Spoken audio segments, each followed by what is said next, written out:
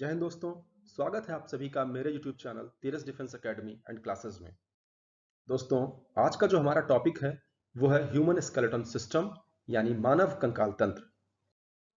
जब हम कंकाल तंत्र की बात करते हैं तो हमारे दिमाग में खुद ब खुद अस्थियों से जुड़ा हुआ एक निश्चित आकार, उसकी इमेज हमारे दिमाग में अपने आप आ जाती है। आखिर ये जो अस्थियां हैं जो सुव्यवस्थित रूप में जुड़ी हुई होती हैं, ये हैं क्या? ये अस्थियां हार्ड कनेक्टिव टिश्यू हैं, यानी ये कठोर संयोजी ऊतक हैं। तो आखिर इस कंकाल तंत्र का क्या कार्य है? कंकाल तंत्र किसी भी जीवधारी को एक निश्चित आकार प्रदान करता है, उस जीवधारी के महत्वपूर्ण अंगों की यानी वाइटल ऑर्गन्स की सुरक्षा करता है, उस जीवधारी को मोबिलिटी प्रदान करता है, गति प्रदान करता है और स्थिरता प्रदान करता है। तो आखिर अस्थियों के अध्ययन को या हड्डियों के अध्ययन को क्या कहा जाता है? तो इसे ऑस्टियोलॉजी कहा जाता है। यहां से सवाल ये पूछा जाता है कि ऑस्टियोलॉजी के अंतर्गत किसका अध्ययन किया जाता है? तो आपका सही विकल्प होगा हड्डियों का अध्ययन किया जाता है। जब हम मानव के संदर्भ में कंकाल तंत्र की बात करते हैं तो एक वयस्क मानव में कुल 206 हड्डियां पाई जाती हैं। वहीं एक नवजात में इन अस्थियों की संख्या तकरीबन 300 होती है। मानव के कंकाल तंत्र को दो हिस्सों में बांटा जाता है। एक है एक्सियल स्केलेटन यानी अक्षीय कंकाल, दूसरा है अपेंडिकुलर स्केलेटन यानी उपांगीय कंकाल।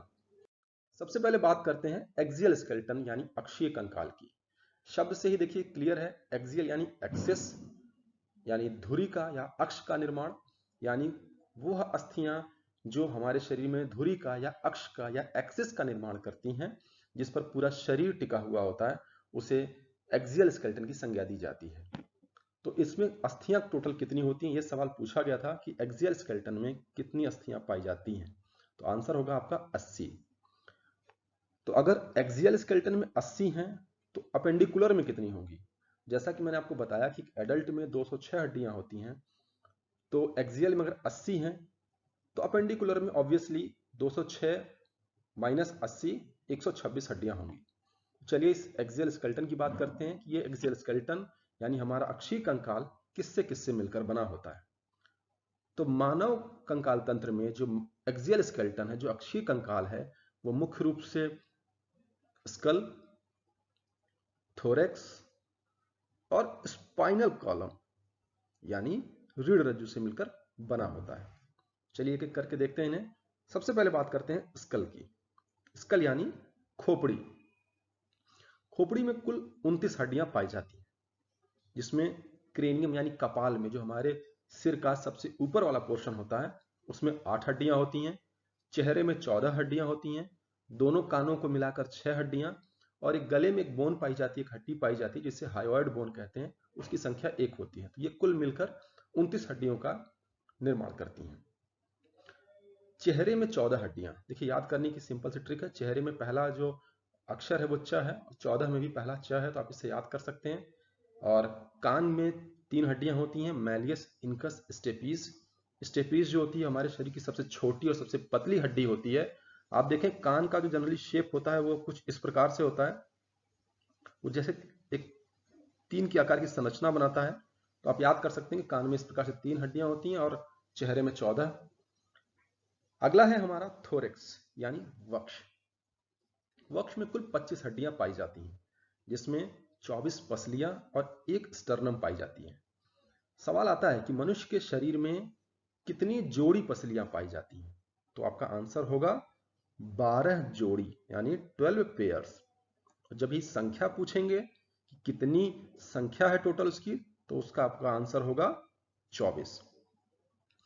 ये पसलियां मानव शरीर में आगे की तरफ जिस बोन से या जिस अस्थि से जुड़ती हैं उसे स्टर्नम कहा जाता है। जिसे मैंने सर्कल किया, आप देखें डायग्राम में, इसे स्टर्नम कहा जाता है। और ये पसलियां पीछे की तरफ जाके जो है हमारे रीढ़ रज्जु से जुड़ी हुई होती हैं। मानव शरीर में 11वीं और 12वीं नंबर जो पसली होती है उन्हें हम फ्री रिब्स कहते हैं, यानी मुक्त पसलियां कहते हैं, क्योंकि ये पसलियां आगे की तरफ स्टर्नम से आके नहीं जुड़ती हैं। तो सवाल ये पूछा जाता है कि मनुष्य के शरीर में कितनी जोड़ी मुक्त पसलियां पाई जाती हैं? तो उसका आंसर होगा 2 जोड़ी यानी 4। अब कुल कितनी पसलियां पाई जाती हैं? 24 यानी 12 जोड़ी। चलिए अगला देखते हैं स्पाइनल कॉलम यानी रीढ़ रज्जु। रीढ़ रज्जु में कुल 26 अस्थियां पाई जाती हैं, जिसमें सबसे पहले सर्वाइकल यानी जो गर्दन की जो हमारी हड्डियां होती हैं उनको हम सर्वाइकल बोन कहते हैं। इसमें इनकी कुल संख्या जो होती है वो 7 होती है। और इसके बाद आती है थोरेक्सिक, यानी जो हमारी पसलियां पीछे की तरफ, जो पीठ की तरफ जुड़ती हैं, जहां पर स्पाइनल कॉलम या रीढ़ रज्जु से, उनकी संख्या होती है 12। लुम्बर में यानी कमर वाले पोर्शन में होती हैं 5। सेक्रम में होती है 1। कॉकिक्स में होती हैं 1। अब देखिए याद कैसे करेंगे। सर्वाइकल में पहला है जो अक्षर है वो क्या है? स मतलब 7। ठीक है। पसलियां मैंने आपको कितना जोड़ी बताया? 12 जोड़ी। तो ये पीछे कहां जाके जुड़ती हैं? रीढ़ में जुड़ती हैं। तो जितनी जोड़ी पसलियां हैं उतनी जोड़ी जो पीछे रीढ़ में हड्डियां हैं। ठीक है। कमर में आपको याद करना पड़ेगा, कमर में है 5। बाकी सेक्रम और कॉकिक्स में 1-1। देखिए सेक्रम में 1 है।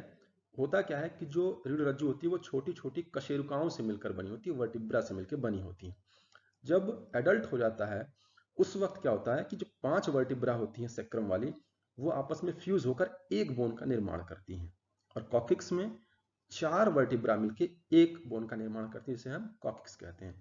कॉकिक्स को टेल बोन के नाम से भी जाना जाता है।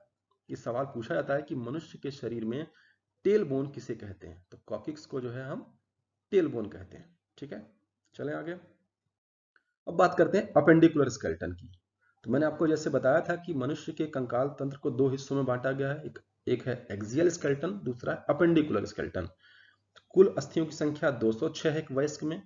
अक्षीय में 80 थी, तो उपांगीय में ऑब्वियसली 126 अस्थियां होंगी। 206 माइनस 80 बराबर 126। तो उपांगीय कंकाल किससे मिलकर बना होता है? चलिए देखते हैं उसको। उपांगीय कंकाल अपर लिम्ब यानी हाथ, लोअर लिम्ब यानी पैर, पैक्टरल गिर्डल यानी कंधा और पेल्विक गिर्डल यानी कूल्हे से की हड्डियों से मिलकर बना होता है। चलिए एक एक करके देखते हैं। सबसे पहले बात करते हैं अपर लिम्ब की, यानी हाथ की। एक हाथ में मनुष्य के 30 हड्डियां टोटल होती हैं। एक में 30 और दूसरे में 30, तो टोटल कितनी हो गई? 60। चलिए तो यहां से देखते हैं सवाल क्या क्या पूछे जाते हैं। तो मानव के ऊपरी अंग या अपर लिम्ब या हाथ की जो पहली हड्डी होती है उसे हम ह्यूमरस के नाम से जानते हैं। किसके नाम से जानते हैं? ह्यूमरस के नाम से। तो सवाल पूछा जाता है कि मनुष्य के हाथ की पहली हड्डी कौन सी होती है, तो उसका आंसर होगा ह्यूमरस। इसके बाद ह्यूमरस के बाद जो हड्डियां होती हैं वहां 2 हड्डियां होती हैं, यानी हमारे एल्बो से, कोहनी से लेके कलाई तक 2 हड्डियां पाई जाती हैं, जिनको हम रेडियस अल्ना कहते हैं। तो जो अंगूठे की तरफ जो हड्डी होती है उसको हम रेडियस कहते हैं, और उसके जो अपोजिट होती है उसको हम अल्ना कहते हैं। फिर इसके बाद बात करते हैं कलाई की, यानी कलाई की हड्डियों की। इन हड्डियों को हम कार्पल्स कहते हैं। इनकी संख्या जो होती है वो कुल 8 होती है। कलाई से लेकर उंगलियों के निचले हिस्से तक की जो अस्थियां पाई जाती हैं उनको हम मेटाकार्पल कहते हैं। इनकी संख्या 5 होती है। और इसके बाद फैलेंजेस होती हैं, यानी अंगुलिकाएं, जिसकी संख्या कुल 14 होती है। अब बात करते हैं लोअर लिम्ब की, यानी निचला अंग यानी टांग की। तो टांग में भी हाथ की ही भांति 30 हड्डियां पाई जाती हैं। 30 एक पैर में, 30 एक पैर में, टोटल हो गई कितनी? 60। तो चलिए देखते हैं इसको। पैर की जो पहली हड्डी होती है उसे फीमर कहा जाता है। क्या कहते हैं? फीमर। फीमर मनुष्य के शरीर की सबसे लंबी और सबसे मोटी हड्डी होती है। ठीक है। फीमर के बाद दूसरी जो बोन है उसको बोलते हैं पटेला। आप अपने घुटने में देखें कटोरी के आकार की संरचना होती है, उसको हम बोलते हैं पटेला। उसके बाद घुटने से लेकर एंकल जॉइंट तक 2 हड्डियां पाई जाती हैं, जिसे कहते हैं हम टीबिया और फिबुला। इसके बाद एंकल जॉइंट में हमारी कुल 7 हड्डियां होती हैं, जिसे हम कहते हैं टार्सल्स।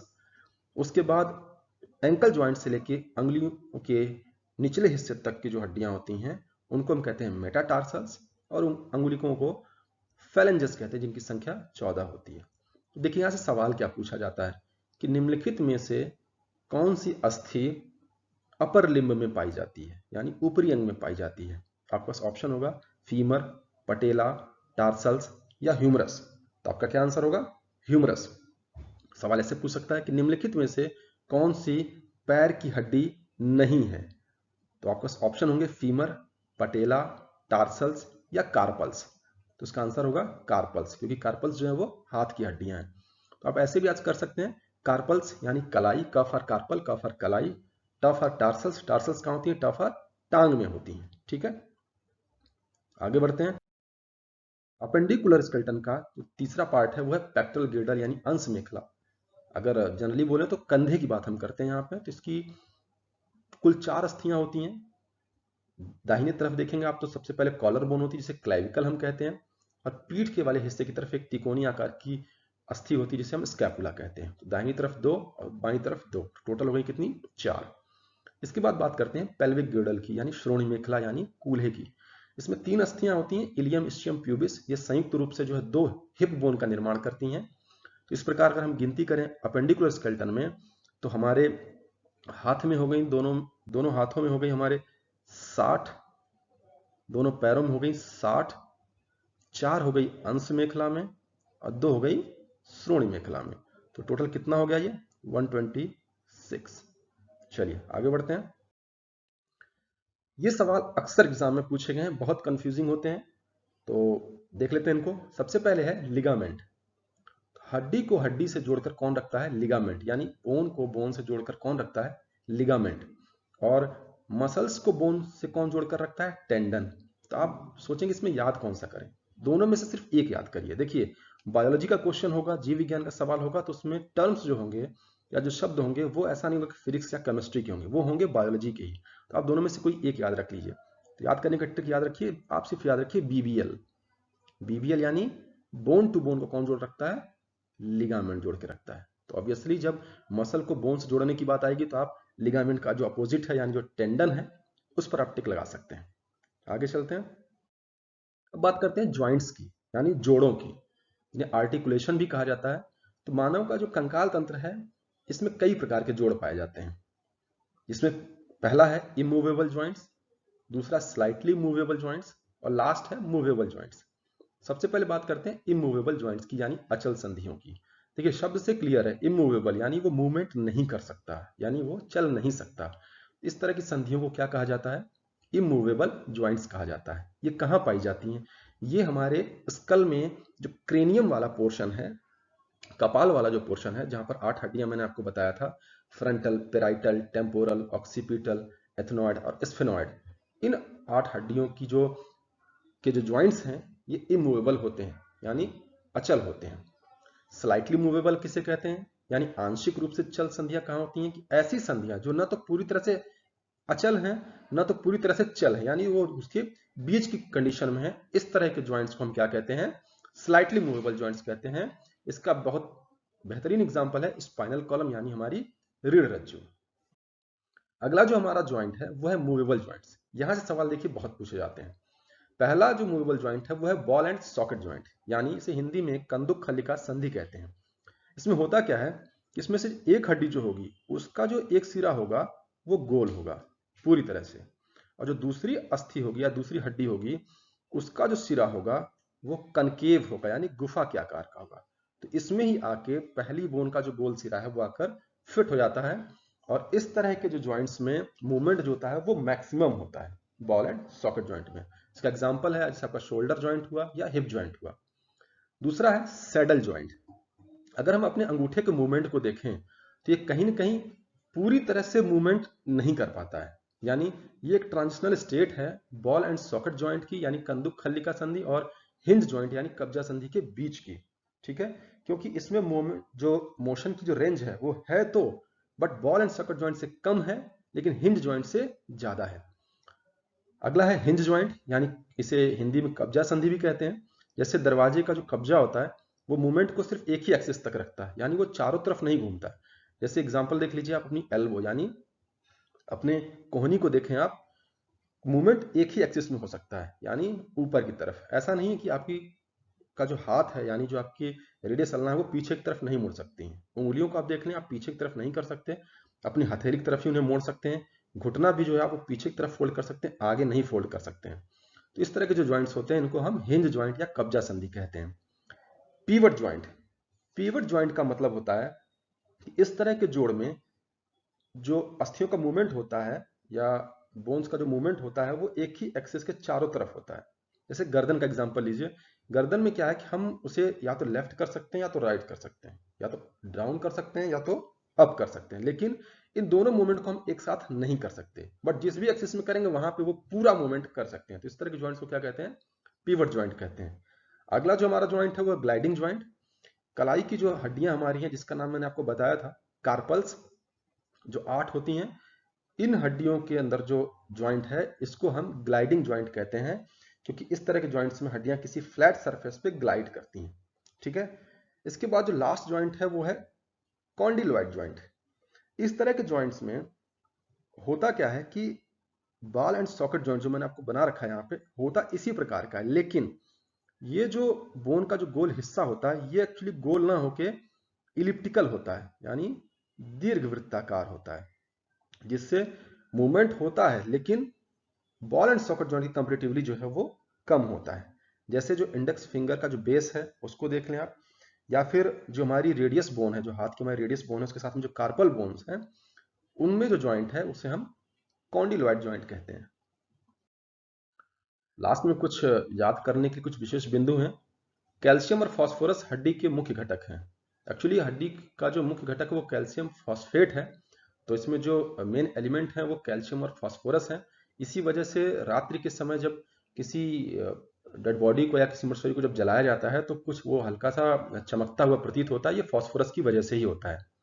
मानव के शरीर की जो सबसे लंबी और सबसे जो मोटी हड्डी है वो फीमर है, जो कि पैर में पाई जाती है, और जो सबसे छोटी और सबसे पतली हड्डी है वो स्टेपीज है, जो कान में पाई जाती है। हमारे शरीर की सबसे जो मजबूत हड्डी है वो मैंडिबल है, जो जबड़े की हड्डी भी इसे कहा जाता है, और जो हमारे शरीर का जो सबसे कठोरतम हिस्सा है वो दांत की ऊपरी परत है, जिसे हम इनेमल कहते हैं। ये सवाल पूछा गया था कि एटलस बोन किसे कहा जाता है।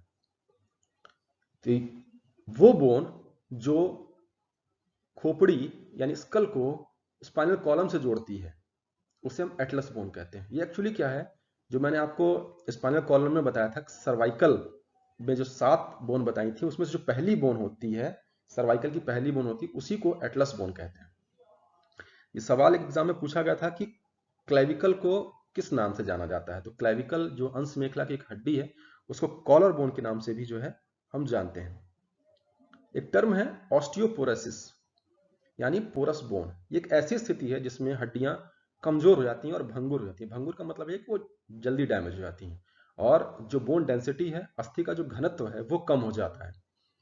ये एक्चुअली जैसे जैसे एज बढ़ती है वैसे वैसे बढ़ता चला जाता है, और कैल्शियम की डेफिशिएंसी से भी जो है ऑस्टियोपोरोसिस के चांसेस बढ़ जाते हैं, और इसका रिजल्ट क्या होता है कि इसमें फ्रैक्चर का जो है खतरा वो बढ़ जाता है।